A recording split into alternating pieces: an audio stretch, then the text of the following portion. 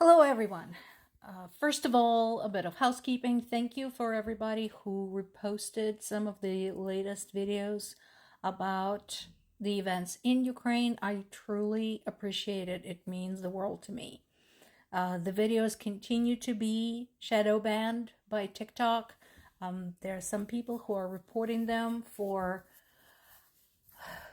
community guideline violations. I usually appeal and usually get them restored.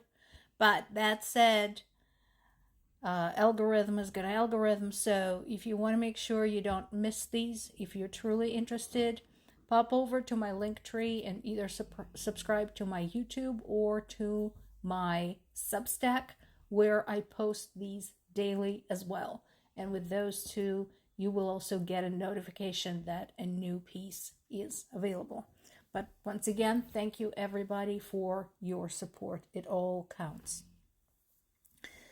So one of the biggest pieces of news today is Ukraine's attack on Russia's city of Novorossiysk, which is known as the last major stronghold of Russia's Black Sea Fleet.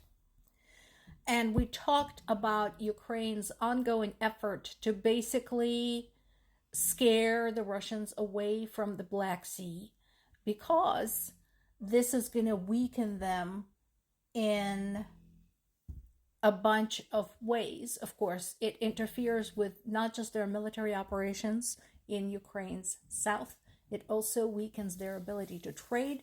It impairs their ability to access the Mediterranean and thus the Atlantic Ocean, and so on and so forth. So this is a big deal. And you can see this, Sky News had provided a really good map showing where things are.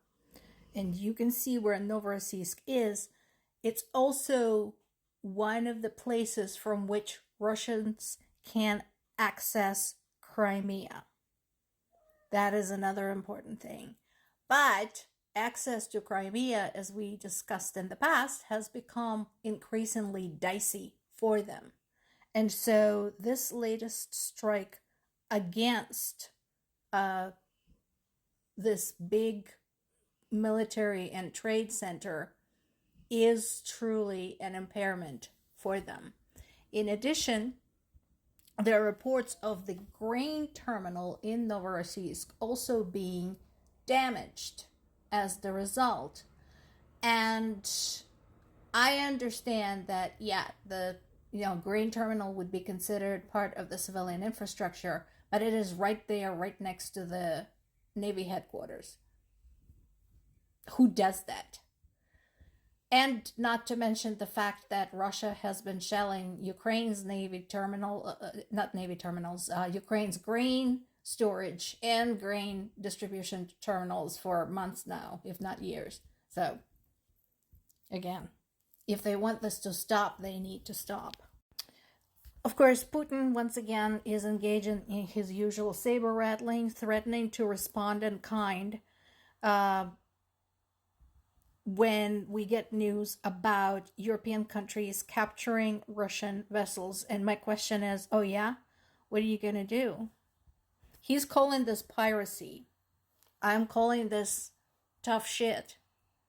Because, as we said before, Russia's oil industry is heavily sanctioned. Very few countries now trade with Russia, although we know there's some under-the-counter shit going on, which doesn't make me happy. But when countries encounter Russia's shadow fleet vessels, they grab them. Those are sanctioned.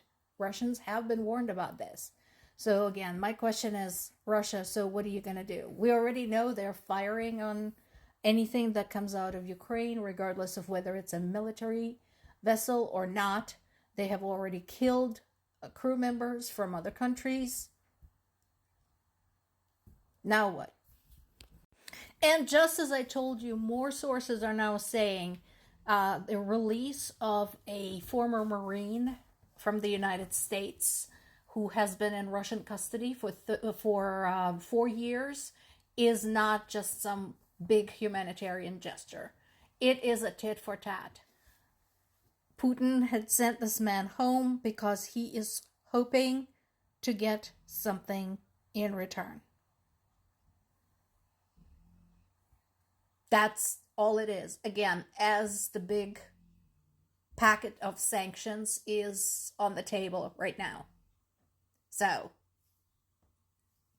that's what he wants. He wants the easing of sanctions, and of course he wants the retraction of any commitment by the US to support Ukraine. So that's why he did it, because he knows Trump is an idiot and he's going to swallow it. Once again, North Korean aid to Russia is in the news, and this time North Korean missiles hit my home city of Zaporizhia in a deadly attack. Multiple sources are showing photos of the fire at a shopping center that was struck. The fire was 10,000 square meters. And again, the rescue workers had to be on the scene, risking their lives in the middle of the night. What we know is that, in addition, the Metinvest Steel Company was struck, and 7 people were killed and 21 injured. In addition, 3 more civilians, including a 15-year-old boy, were killed in the city of Dnipropetrovsk, in the Dnipropetrovsk region, Zaporizhia's neighbor. Once again, Russia is using missiles, drones, and glide bombs to attack the city. And one of the strikes hit the grounds of a children's hospital, although fortunately nobody there was hurt. But that tells you what they're aiming at. And meanwhile, Ukraine continues to Ukraine. They struck an oil refinery in Orenburg region. I think we talked about this. This is near the border with Kazakhstan, which is 930 miles from Ukraine. Again, this is one of the big ones, producing 44 million barrels of crude oil a year, with a variety of petroleum products. So again, a big dent in Russia's oil industry. Zelensky continues making the argument to the Western allies that Russia is not aiming for peace. It is aiming for escalation, exploiting Ukraine's shortage of ballistic missile interceptors, not to mention the increase of ballistic missile production and bringing the North Korean equipment into play, plus potentially preparing for mobilization. None of those signs indicate any interest in peace. And also there is an ongoing chatter about utilizing Russia's election, or as Zelensky called it, pseudo-election, which I agree with, in September as a foundation to declare a new wave of mobilization.